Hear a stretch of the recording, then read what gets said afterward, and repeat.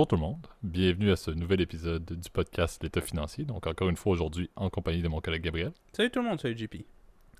Et à nouveau, là, pour la dernière fois d'ailleurs, avant peut-être un autre séjour de Gab en France, là, on fait le podcast en mode distance fois plusieurs milliers de kilomètres. Là. Donc Gab est toujours en France, mais je crois que c'est la dernière publication. La prochaine de la semaine prochaine sera une publication normale où on sera les deux au Québec. Donc encore une fois, là, merci Gab de te rendre disponible malgré le décalage horaire qui, je ne le cacherai pas, là, avec le 6 heures, mais fortement favorable pour mon état mental de faire un bon podcast. Là, je sais qu'il est beaucoup plus tard. Là, donc merci à nouveau pour ça. Merci pour la qualité. Là, je veux dire, on s'en sort beaucoup mieux, je trouve, en termes de qualité de podcast. Là, le dernier était excellent. Deux sujets aujourd'hui, là, un qui était proposé par Gab en deuxième volet, là, qu'on va vous faire un place au débat et on va commencer avec un haut son de la cloche sur un sujet que j'ai proposé mais qui coulait de source, là, on s'entend. Là. On aime énormément faire des hauts sons de la cloche, pardon, sur des sujets d'actualité. Il y en a un qui, on s'entend, était assez notoire, là, donc on va vouloir un petit peu plus le décortiquer. Par contre, avant toute chose, et toujours, je pense que dès qu'on fait des hauts sons de la cloche avec des compagnies listées, c'est encore plus important. Donc, je peux pas mettre assez de poids sur le fait que c'est important ta petite intervention actuelle, Gab. Donc, je te laisse faire le disclaimer. Ouais, merci pour tes gentils mots, JP.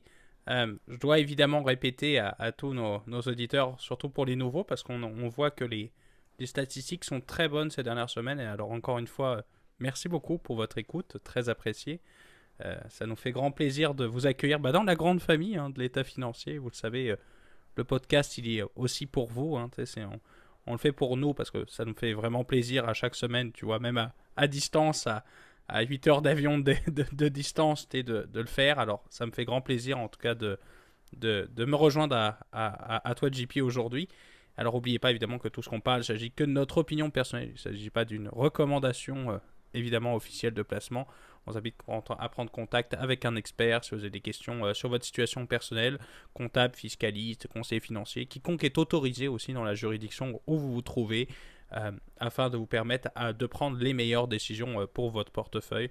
Voilà. Excellent. Donc, commençons en force le premier segment avec le haut son de la cloche.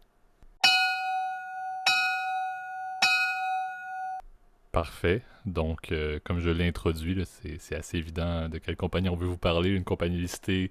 Je vais y aller de manière très vague avant de vous donner le scoop. Là, fondée en 1997, les fondateurs sont Reed Hastings, qui est toujours d'ailleurs sur la compagnie, et Mark Randolph, qui ne l'est plus présentement. On veut vous parler de Netflix. Le sujet, je l'ai nommé Netflix, la fin d'un règne. Mais c'est un peu pour mettre en lumière qu'est-ce qui s'est produit cette semaine. Là. C'était quand même assez significatif. Là. Netflix a sorti ses résultats trimestriels cette semaine publique et les résultats ont été bien en deçà des attentes des analystes. Et on a vu un titre là, qui s'est replié de près de, je pense, c'était du 35-37%, 37,24% là, après quelques heures d'ouverture lorsqu'ils ont fait l'annonce. Là.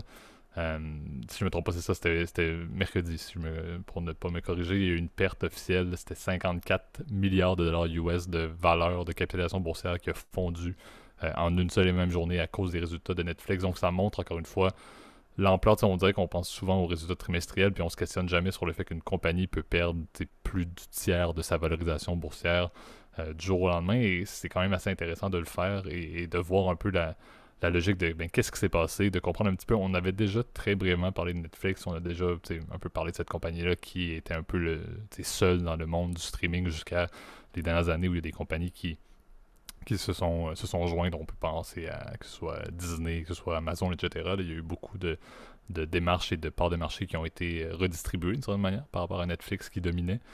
Mais de voir cette compagnie-là qui a un titre qui valait, là, comme on l'a dit, autour de, je pense que ça a clôturé vendredi à 215 et 52 US, alors que le haut des 52 semaines était un 700,99$ en novembre 2021. Donc, novembre 2021, on avait du 700$ US, et maintenant, on est rendu à du 215, à peu près 215,52$ pour être exact, à la clôture de vendredi. C'est pas seulement l'annonce de mercredi dernier qui a fait très mal, mais même la pente au préalable a été significative depuis novembre. Et c'est là qu'on peut se questionner. Puis je te passerai la parole là-dessus, Gab. Là, on peut regarder un petit peu qu'est-ce qui peut expliquer justement ce problème-là. Qu'est-ce qui peut expliquer justement le fait que le titre a baissé. Mais je pense qu'il y a une bonne distinction à se faire entre la logique des attentes des analystes et des investisseurs d'une certaine manière, ou les attentes des marchés par rapport au cours d'une compagnie, et qu'est-ce qui se passe réellement dans la compagnie. Et je pense que Netflix est un excellent exemple d'une compagnie que si on regarde l'analyse de la compagnie en tant que telle, c'est quand même intéressant ce qui se passe, il y a quand même des belles démarches, il y a beaucoup de bons investissements, mais de l'autre côté, les analystes s'attendaient à énormément. Le chiffre clé qui a tout fait basculer, c'est on s'attendait à une croissance de 2,5 millions d'abonnés annoncés lors des résultats trimestriels, et ils ont plutôt annoncé 200 000 de moins. Donc plutôt que 2,5 millions de croissance qu'on pensait en termes de nombre d'abonnés, on a réduit de 200 000 abonnés. C'était le point tournant qui a un petit peu montré justement l'écart entre ce qui se passe réellement dans la compagnie et les attentes des analystes. Et moi, je vois ça, puis je te laisse parler, Gab, là-dessus, mais moi, je vois ça comme étant positif pour des compagnies dans le monde des techs, pour une compagnie comme Netflix qui était un peu un fleuron et une compagnie qui a été tellement, en bon anglais, boostée là, par les investisseurs depuis sa fondation, depuis son listing. Je pense que c'est une bonne chose. C'est ce qui montre une transition d'une compagnie qui est très growth vers une compagnie qui est plus value. Puis moi, je pense que pour la pérennité de cette compagnie-là, puis on pense en tant qu'actionnaire, là, la pérennité de l'investissement dans Netflix à long terme, à mon avis, est en transition, mais Netflix n'est pas appelé soudainement à être délisté et à faire faillite parce qu'ils ont perdu 35%. Donc je pense qu'il y a une bonne distinction à voir entre la déception des analystes, mais ce qui se passe réellement. Puis je pense que c'est ce que je voudrais qu'on mette en lumière dans l'épisode d'aujourd'hui. Ouais, bah c'est un sujet très intéressant, puis je trouvais ça assez drôle quand tu as suggéré l'idée, parce que j'avais eu exactement la même idée aussi à travers la tête. Alors, il y a plusieurs effets qui justifient, je pense, encore une fois, à mon opinion. Là, c'est clair que c'est rendu là, c'est un consensus, évidemment, de plusieurs informations qui justifient, en fait, la chute du cours de l'action. Mais je pense que la première, en fait, c'est que tout simplement, la compétition est de plus en plus complexe. On sait que aujourd'hui, comme tu l'as bien souligné, Netflix est plus seul dans cette industrie qui est toute nouvelle des OTT, parce qu'on appelle ça comme ça, là, les services de streaming, en fait, que tu peux t'abonner avec un abonnement mensuel et dans lequel tu peux consommer autant que tu veux de contenu. C'est un système qui, quand il est arrivé, en fait, il y a plusieurs, je crois qu'à maintenant, à peu près une dizaine d'années, en tout cas le service de Netflix, remplaçait complètement le modèle qu'on connaissait, par exemple, avec soit la location de DVD, on avait tous... toi en particulier, je pense, JP au Québec, vous aviez Vidéotron, le Super Club, puis nous, on avait, les Américains avaient Blockbuster, oui. Voilà, Blockbuster, etc. Enfin, on a tous connu ces moments-là où il fallait rendre le DVD tard le soir, parce que sinon tu payes des frais, évidemment. Enfin, on connaît tout ça, et je ne vais pas me répéter une 50e fois. Je veux dire, c'est un business, évidemment, qui aujourd'hui est un peu mourant, là, le côté DVD. Et ce qui est assez drôle, c'est que Netflix, à l'origine, je ne sais pas si tu l'as souligné, mais au début, c'était un service de location, en fait, d'envoi de DVD par mail, en fait. T'envoyais, en fait, tu commandais tes DVD par Internet, tu les recevais 2-3 jours plus tard, puis tu n'avais pas de frais de retour. Donc, tu vois, tu pouvais les prendre, je sais pas, 2-3 semaines pour les regarder, tu les redéposais dans la boîte postale, puis ça renvoyait à Netflix. Alors, c'est un espèce de précurseur, en fait, du streaming tel qu'on le connaît aujourd'hui. Alors, c'est sûr qu'aujourd'hui, le modèle est un peu différent. On a eu entre les deux le modèle de la location par Internet. On sait que iTunes, je crois que c'était un des premiers à faire... justement ce service-là où tu louais un DVD virtuel, donc un contenu streaming, pour 2-3 dollars, tu vois, par contre transaction, et tu avais la location pour 24 heures. Tu vois, c'est un modèle, je pense, qui était entre les deux, et aujourd'hui, le OTT est vraiment séparé. Maintenant, tous les acteurs font du OTT. D'ailleurs, il y a une multiplication, en fait, vraiment du nombre d'abonnements, si tu veux, et de services qui sont concurrents, avec des catalogues qui sont différents, parce que on sait que les droits d'utilisation, les droits commerciaux pour diffuser du contenu, eh ben, ça dépend de chaque pays, ça dépend de chaque plateforme. D'ailleurs, je vous recommande le site Just Watch si tu veux regarder un contenu, tu veux savoir il est disponible dans quel pays. Et je vous fais une astuce. Avec un VPN, ça marche très bien. On peut changer de pays pour te dire... Si par exemple, on le trouve sur le catalogue américain, donc tu peux regarder les films du Netflix américain. Enfin bref, on va pas faire de pub pour un service de VPN en particulier qui, d'habitude, fait pas mal de pubs sur les différents contenus, en tout cas sur Internet. Là, je pense que tu les as reconnus. En tout cas, je pense que nos auditeurs les auront reconnus. Là. Ils ont un logo en forme de montagne. Bref. Et je dois t'avouer, c'est vrai que le fait qu'il y ait énormément de plateformes différentes, bah moi, ça me fatigue personnellement. On a une multiplication de la tendance du partage des mots de passe aussi qui se fait par conséquent, et ce qui fait que la croissance du nombre d'utilisateurs bah, se fait plus complexe. Parce que les gens, au lieu d'acheter, bah, tu vois, un abonnement à 2 écrans, par exemple, je crois que c'est l'abonnement de base avec Netflix ou un écran, et ben ils se prennent le 4, mais ils partagent leur mot de passe à 4 ou 5, puis vous divisez l'abonnement, soit comme ça, vous pouvez vous en prendre plusieurs, tu vois. Tu peux t'en prendre un Netflix, un Disney+, qui est maintenant, je pense, le très gros compétiteur en train de monter.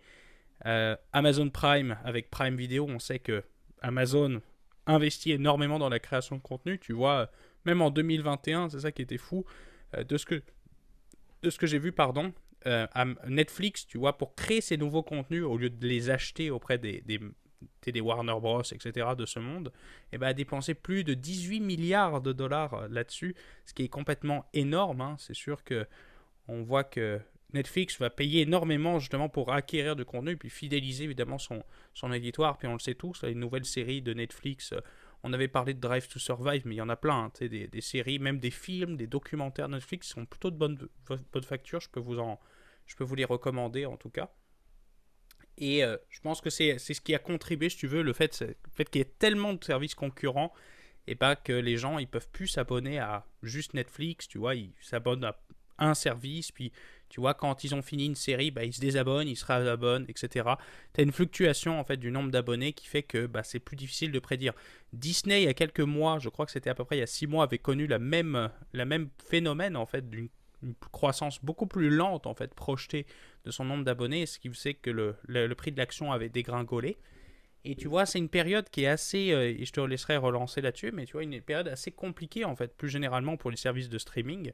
On l'a bien vu, et je crois que ça c'est sorti hier ou avant-hier, si je ne m'abuse, euh, avec le service de CNN qui s'appelle CNN+. Tu vois, ils avaient lancé leur propre service au sein de la maison mère de, je crois que ça appartient non, à Discovery, CNN.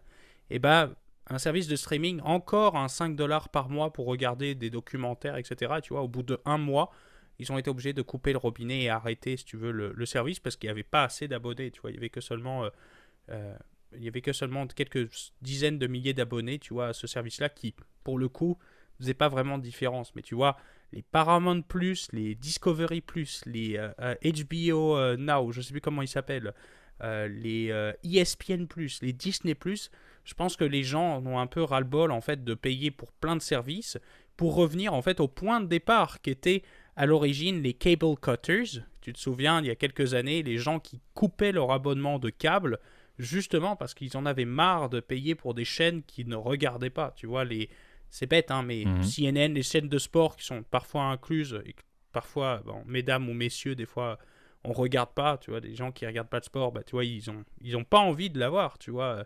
Ces chaînes-là, bah, tu vois, ils se retrouvaient dans des packages, tu vois, qui coûtent de l'argent. Et au final, en fait, on se retrouve la même situation problématique de départ, et je trouve ça un peu triste, en tout cas.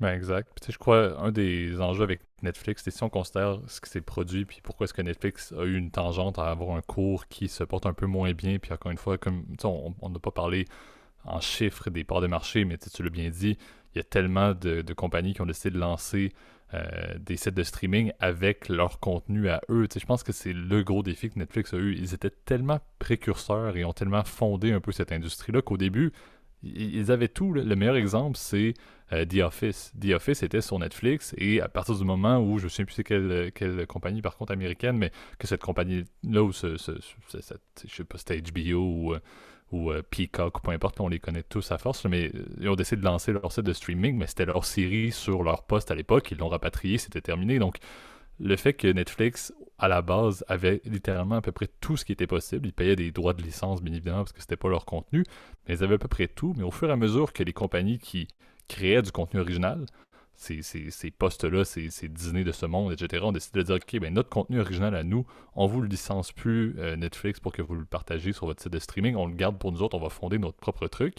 Ben, c'est là où Netflix s'est retrouvé un peu dans le pétrin parce que tu te retrouves soudainement à devoir aller chercher des trucs de licence, mais c'est des pertes drastiques pour les utilisateurs de ton site qui, comme tu l'as dit, vont devoir faire des choix parce qu'un 5$ par-ci ou un 5$ par-là dans des mensualités, on va pas commencer à mettre 50$ avec 10 sites de streaming qu'on sait très bien qu'on ne va pas consulter suffisamment Et au final, ça amène la réflexion de dire, est-ce que je suis pas mieux d'avoir la télévision? Ça va peut-être me coûter moins cher par mois que si je paye 50$ US en site de streaming. Donc ça, je pense que c'était le premier défi, c'est vraiment l'arrivée de concurrents a réduit drastiquement le contenu original qu'ils pouvaient justement avoir des licences ou des droits d'autorisation pour les publier ou les diffuser sur le site de streaming.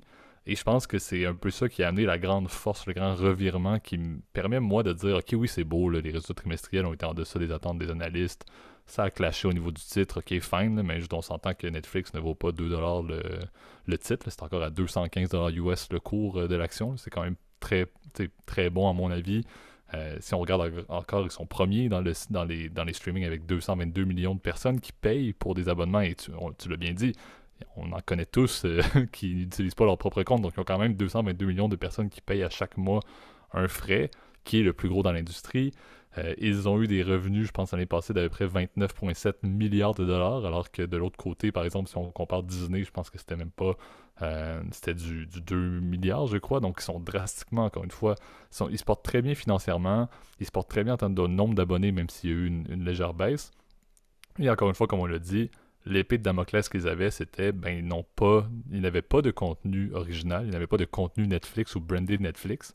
Donc ils perdaient, comme on l'a dit dans les dernières années, au fur et à mesure que des compétiteurs arrivaient, ils perdaient des séries, ils perdaient des films parce que les droits d'auteur étaient pour la compagnie. Tu sais, comme on l'a dit, Disney a tout récupéré. Qu'est-ce qu'ils ont fait?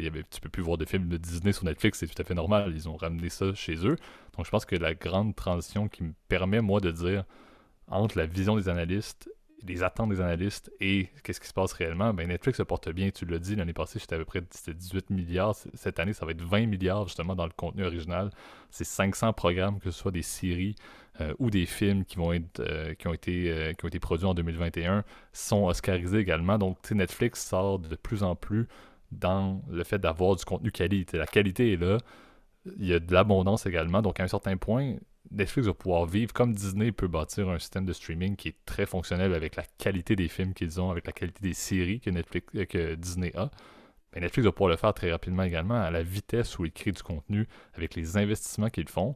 Je pense que c'est la meilleure approche. Puis au final, comme on l'a dit, le débat, si on regarde dans 1, 2, 3, 5, 10, peu importe le nombre d'années qu'on regarde devant nous, le débat va être de dire, est-ce que les utilisateurs vont valoriser plus le contenu de propriété Netflix et donc vont payer un abonnement Netflix ou vont plus aller vers du Disney, vers du Peacock avec j'oublie tout le temps le nom de la chaîne, je pense que c'est NBC où je me trompe tout le temps. Là. Ouais, c'est ça exact. C'est ça exact. Ouais. Mais c'est un peu là où je crois qu'il y a beaucoup de potentiel au niveau de Netflix parce qu'ils sont allés chercher ce gap-là rapidement et à mon avis même plus vite que ce que moi j'aurais pensé. Ils ont été en mesure de prendre ce qu'ils avaient comme force, c'est-à-dire montrer tout de tout le monde parce qu'il n'y avait pas de compétiteurs. Et là, justement, la concurrence est arrivée, ils ont perdu leur droit de diffusion et ils ont commencé très rapidement à créer du contenu.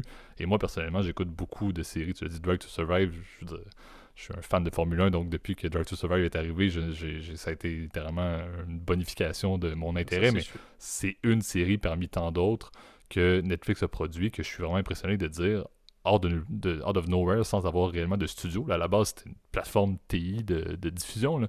Ils sont rendus avec justement des producers, j'oublie le terme complètement en français, mais de qualité. Des équipes également qui sont très fortes. Donc, j'aime beaucoup la perspective de Netflix à l'avenir. Encore une fois, je pense que, et c'est ce que j'aime un peu du sujet d'aujourd'hui, c'est de dire, regardons la compagnie, regardons peut-être Netflix maintenant dans des lunettes de value, puis là, chez Gab, ça va venir, faire un lien avec notre deuxième sujet, et deux, te toucher beaucoup plus, que de continuer à penser Netflix comme étant une compagnie growth comme elle a été depuis tant d'années. C'est plus une espèce de fintech du streaming qui est partie en Californie puis que tout le monde pouvait booster puis qu'on voyait avoir une croissance puis tout de moon en termes de cours boursiers. C'est pas le cas. Mais en termes de value, je pense que c'est tout à fait normal. Et même avec les multiples et tout, je trouve que cette compagnie-là se porte très bien par rapport à la concurrence. Et encore une fois, il faut arrêter de la traiter dans un monde à part, de dire qu'il faut que Netflix soit 2 fois plus gros, 3 fois plus gros, 4 fois plus gros que Disney en streaming, qu'Amazon. C'est normal que cette compagnie-là soit un peu plus dans la moyenne. C'est pas des petites compagnies qui sont en compétition. Mais Netflix reste un leader. Netflix reste extrêmement fort au niveau de la création de contenu. Puis moi, comme je dis, je vois une très belle perspective pour cette compagnie-là, malgré le fait que, on l'a dit, un tiers de leur valorisation boursière a disparu à cause de un trimestre. C'est ce qui me fait absolument capoter dans la relation entre, justement, la vision des analystes et ce qui se passe réellement dans une compagnie.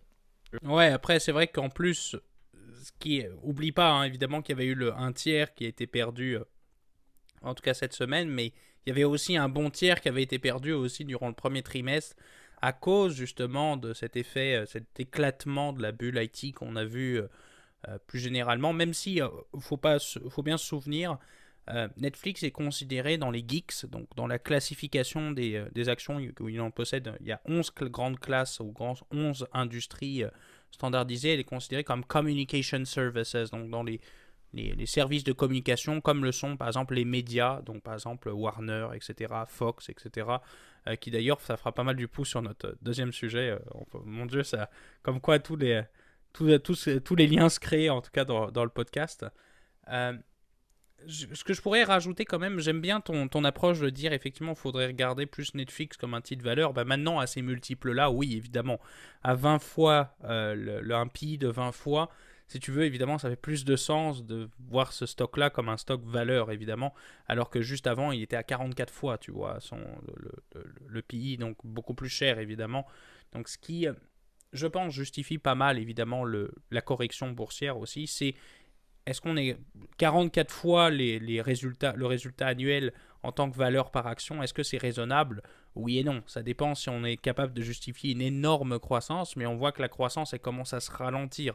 La question aussi, et je pense que c'est quelque chose qui est intrinsèquement lié à Netflix, c'est la technologie. Euh, on le sait, l'algorithme de Netflix est peut-être l'un des plus intelligents en fait sur le marché, ce qui rend aussi Netflix aussi addictif aussi auprès des utilisateurs. Je pense que vous êtes tous abonnés à Netflix, en tout cas ceux qui nous écoutent. Et tu vois, JP, je sais que c'est ton cas, c'est mon cas aussi. Tu vois, je fais une confession, je partage mon mot de passe aussi. D'ailleurs, je pense qu'ils vont mettre fin d'ailleurs au système de partage de mot de passe. Ils ont commencé à expérimenter ça avec des passes supplémentaires que tu pourrais acheter pour partager ton mot de passe. Enfin, je ne sais pas comment en pratique ça va se faire, c'est plus un détail. Mais ce qui rend si addictif Netflix, c'est les recommandations, ce qu'ils t'ont fait. Quand tu consommes une première série, bah, tu vois l'exemple, il y a quelques semaines, on avait parlé de Moneyball, par exemple. Et ben, j'ai des recommandations qui sont associées, évidemment, à ce film-là, qui ont été faites. Donc, on va dire, ah bah tiens, Gabriel, il aime bien le sport, il aime bien le business, il aime bien, par exemple, ah bah, tiens, je vais lui proposer, par exemple, un documentaire, par exemple, Dirty Money, qu'on en avait parlé il y a quelques mois de cela, d'ailleurs. Encore une fois, une très bonne série de documentaires, donc je peux que vous la recommander. Et tu vois, tu as ce genre de recommandations personnalisées et intelligentes qui sont faites. Après, et là, c'est là où je vais être un peu plus tranché que toi sur le côté contenu. Je dois t'avouer, j'étais pas mal déçu ces dernières mois, années avec le contenu Netflix, en tout cas les séries originales que j'aimais tant. Par exemple, House of Cards, que je trouvais génial, tu vois. Je trouvais que c'était une série incroyable, tu vois, où pour moi, en plus, ça rejoint au niveau de mon intérêt, tu vois, un peu au niveau de l'ambiance. Je trouve qu'il y a de moins en moins de séries qui sont vraiment avec un côté qualitatif et avec une chute intéressante. Exemple, tu vois, j'ai adoré la série You, par exemple. Tu vois, j'ai regardé la première et la deuxième saison, qui est une série incroyable, genre vraiment cool, etc. Et je trouvais que les personnages intéressants. Et tu vois, toujours à partir de la troisième saison, ça devient fade, etc. Et en fait, c'est depuis 2 ans. En fait, j'ai l'impression que depuis 2 ans, le contenu qui est proposé est un peu différent. Il est de plus en plus. euh, et ça a été pas mal critiqué. Il y a eu le côté un peu woke qui a été souligné aussi par le virage qu'a voulu faire l'entreprise au niveau de son contenu. Et je trouve qu'il était rendu là, ça, c'est un jugement de valeur. Chacun là, savoir est-ce que ça vous convient à vos valeurs ou tout. Moi, j'ai pas de problème tant que le contenu, en tout cas, je l'apprécie, tu vois, c'est parfait. Mais j'ai du mal à me retrouver parfois avec le contenu, tu vois. Des fois, il y a trop de choix et des fois pas assez de choix dans des trucs que j'adore. Par exemple, les documentaires. Moi, je suis très documentaire. Par exemple, les documentaires de guerre, etc. Et parfois, on en manque, etc. Et donc là, tu vois, pour ce segment-là, Netflix, tu vois, j'ai préféré plutôt parler, moi, de ce que je pense personnellement de l'entreprise. C'est sûr que c'est une entreprise que je vois croître. Je vois qu'elle a un potentiel de croissance dans énormément de pays. Le marché américain, nord-américain et européen commence à être beaucoup plus stable, évidemment, parce que c'est déjà un marché qui est connu. La croissance, elle est déjà passée, si tu veux. Et la question, c'est comment tu vas aller chercher des parts de marché versus la télé, versus les autres plateformes de diffusion. Puis la croissance dans les marchés émergents. Pour le moment, il n'y a toujours pas de Netflix en Chine, tu vois. Mais c'est un marché de 1,5 milliard personnes.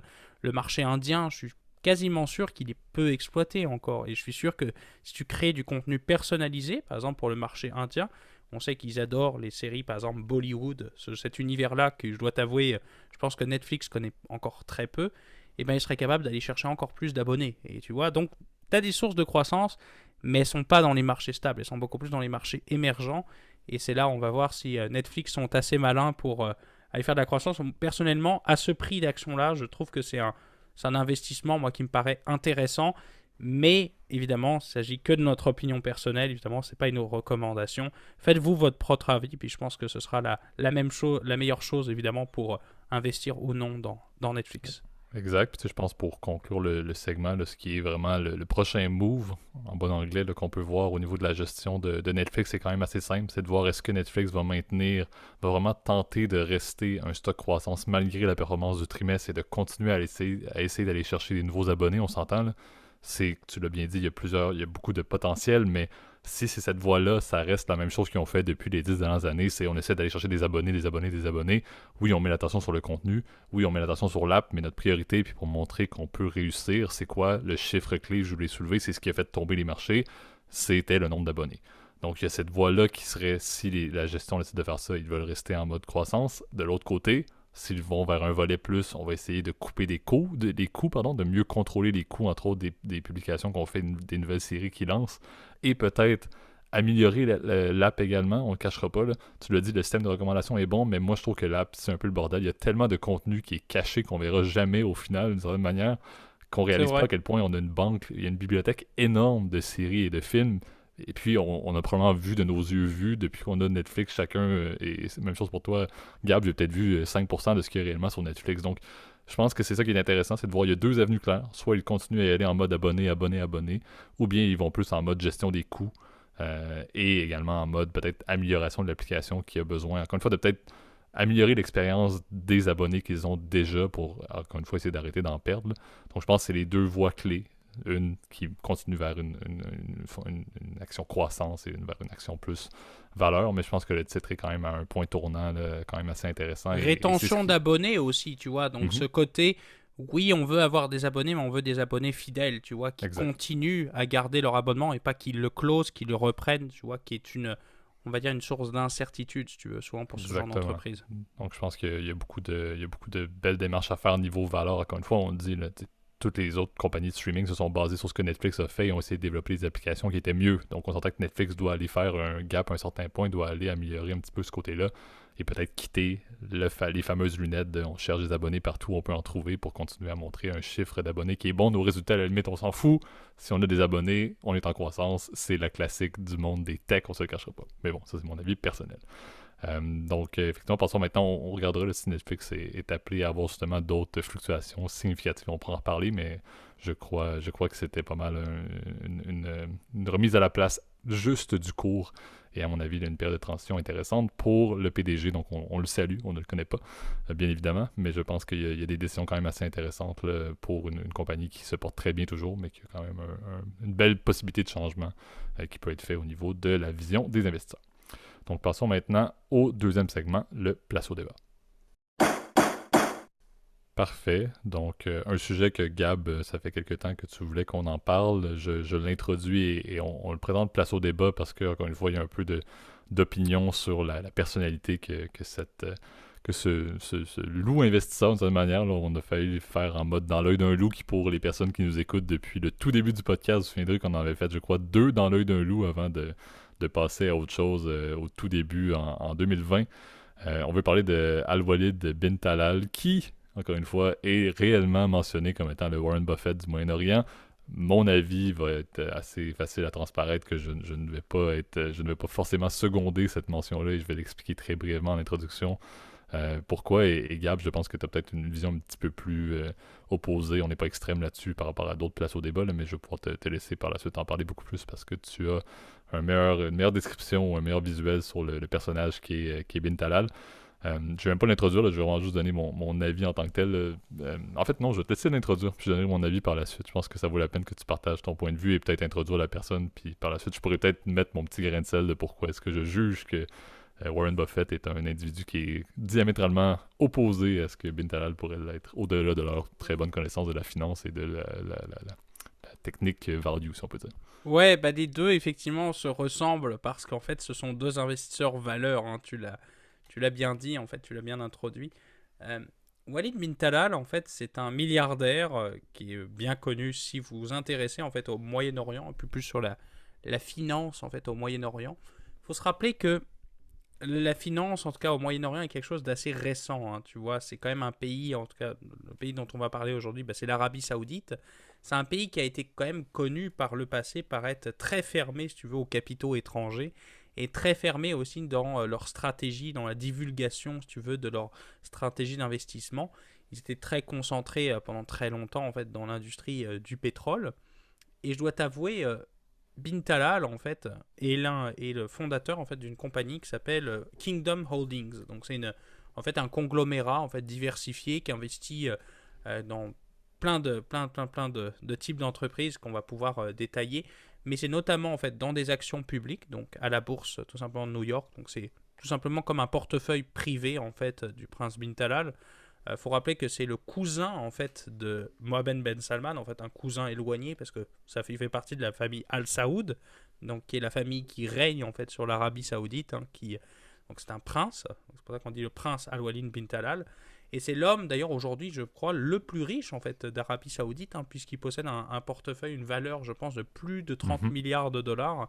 Les chiffres sont pas très précis étant donné que euh, d'abord, il faut avouer que Bin Talal aussi est même allé par le passé à engueuler Forbes pour dire non, je pèse plus que ça. Donc tu vois un peu l'ego du gars, hein, qui est évidemment, je pense que il est plus à quelques milliards près. Hein. Je pense que on n'a pas les mêmes problèmes dans la vie, mais évidemment, il était déjà riche, hein, déjà par le début, hein, parce qu'évidemment, c'est la famille Al Saoud a fait évidemment fortune grâce à l'exploitation pétrolière.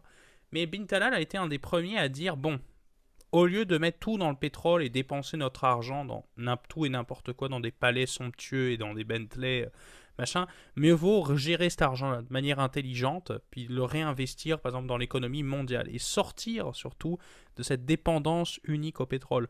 On le voit hein, d'ailleurs aujourd'hui, le Abu Dhabi fait la même chose, le Koweït fait la même chose, le Bahreïn, donc qui est un autre état du Golfe, fait la même chose. Le Qatar, évidemment, fait la même chose. On le sait avec Doha et Qatar Sport Investments, puisqu'ils possèdent le PSG, mais plein d'autres, évidemment, plein d'autres investissements.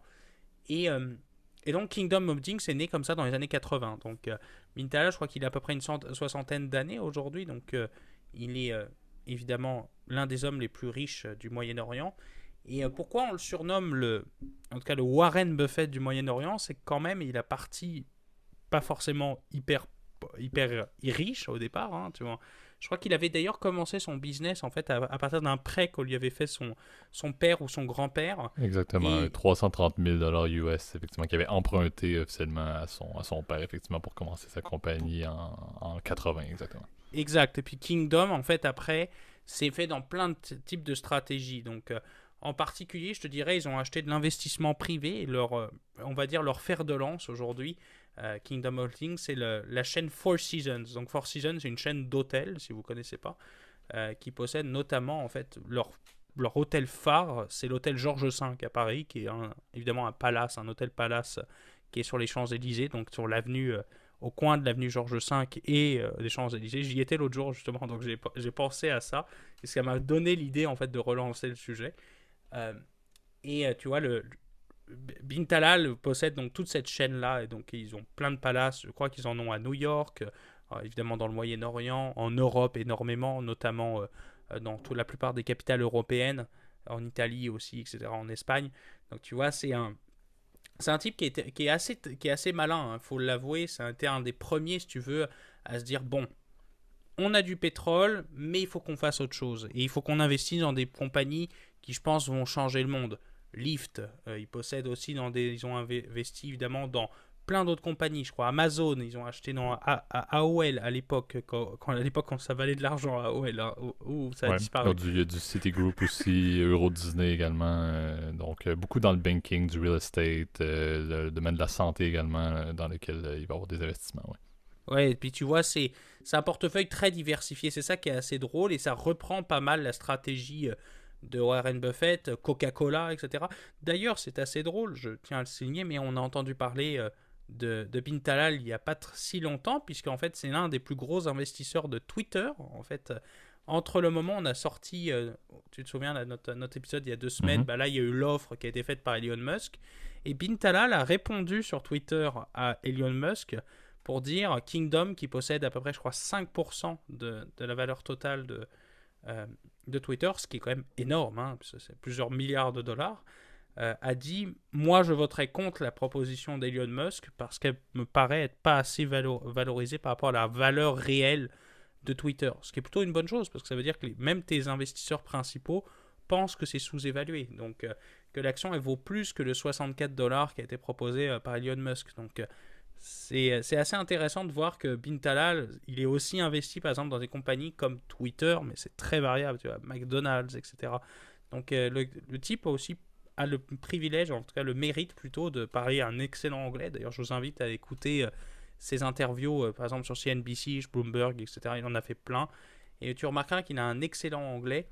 Et aussi, ce qui est assez fun, c'est que c'est un type qui est très compatible en fait avec l'Occident. Tu vois, encore une fois, le Moyen-Orient est une région assez fermée, surtout fermée d'un point de vue, je dirais, religieux et d'un point de vue aussi culturel, avec peut-être la place qu'ont les femmes aussi dans la société. Ça, c'est un débat qu'on pourra avoir peut-être dans un autre épisode, parce que ça me paraît un peu peut-être inapproprié, mais le Bintalal, tu vois, par exemple, sa fille, on l'a vu plus en maillot de bain que voilée. Tu vois, donc c'est assez drôle et il a été critiqué dans le golf pour cette raison-là.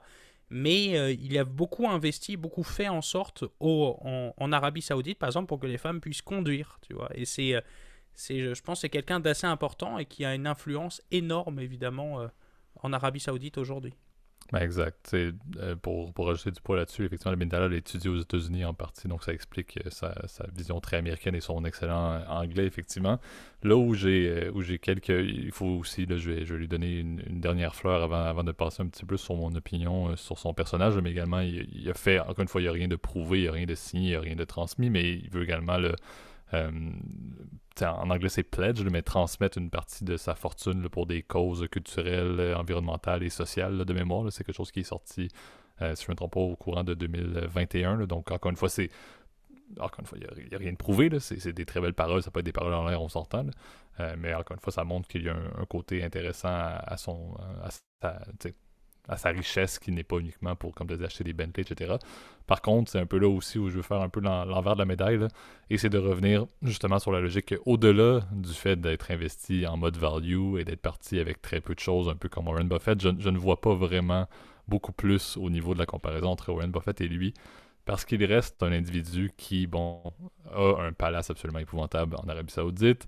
Si je me trompe pas, il y a soit un Boeing ou un Airbus, un peu comme Drake, à la limite, Drake, ça fait partie de son personnage, le fameux rappeur canadien, là, qui il met un max de pétrole dans son avion privé, qui est tout seul dedans, mais qu'il pourrait avoir 400 personnes à l'intérieur. Bin Talal a un peu ce côté-là. Donc, mon problème, c'est par rapport à Buffett, qui est quelqu'un de tellement simple, malgré sa fortune. Tu sais, Bin Talal aime montrer qu'il y a de l'argent quand même, malgré tout.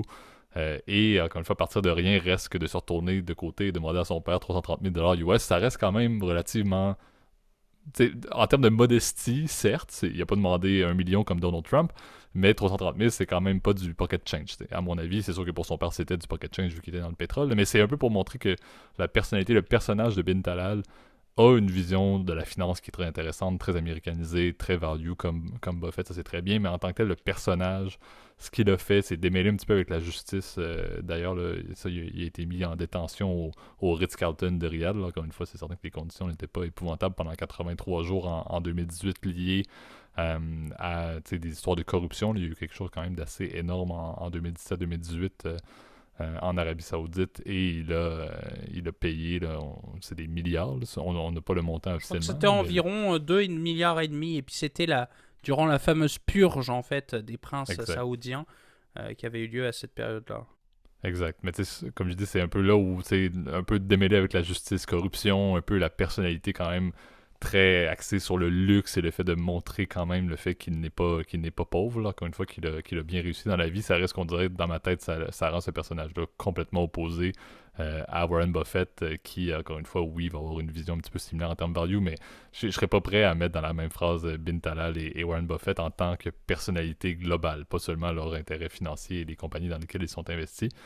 Donc c'est un petit peu là où ça me faisait un petit peu sciller dans les oreilles là, d'entendre cette comparaison-là. Et Gab, tu me l'as soulevé. Et les articles que j'ai trouvés pour les notes en off, ça revient partout, là. C'est littéralement sur le net. Là, le Warren Buffett du Moyen-Orient, c'est à peu près chaque article. Vous marquez Bin Talal, c'est ça pour les 15 premiers articles sur Google. Donc c'est effrayant à quel point la comparaison est mise de l'avant, mais encore une fois, je trouve que c'est quelque chose qui, à mon humble avis, ne fait pas trop de sens. Encore une fois, pas tant c'est pas remettre en question ses connaissances financières, bien au contraire, mais plus la personnalité qu'il a. Et qu'est-ce qui caractérise Warren Buffett? C'est justement son humilité, sa simplicité, ce que Bin Talal, en toute honnêteté, je ne le connais pas personnellement, mais selon ce que j'ai lu, on est quand même un petit peu à des années-lumière. Là. C'est un peu en mode, encore une fois, là, et je salue Drake au passage en tant que co-canadien, co-citoyen canadien, qui nous écoute fort possiblement de son jet privé. Mais c'est un petit peu ça. C'est un peu Bin Talal, c'est un peu comme la version rappeur de Warren Buffett, plus qu'autre chose, à mon avis, qu'un ego absolument identique. Là.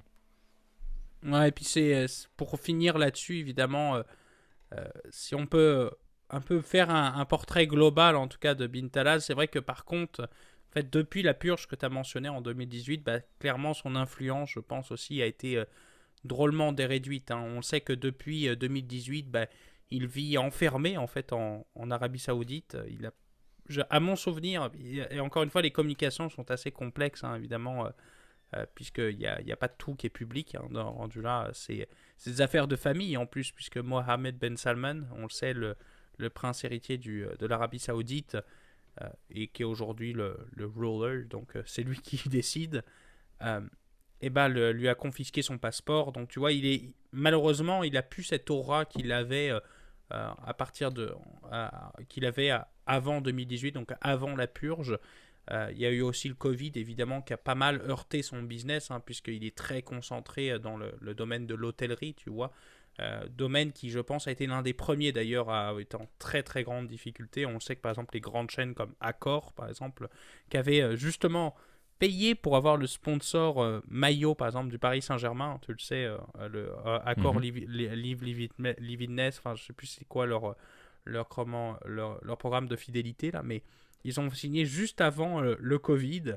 Et tu vois, évidemment, la publicité fait pas vraiment d'effet quand tu peux vraiment pas réserver d'hôtel à ce moment-là, ou soit tu aimerais bien réserver un hôtel, mais le problème c'est que t'as pas de vol pour y aller, donc c'est bien beau.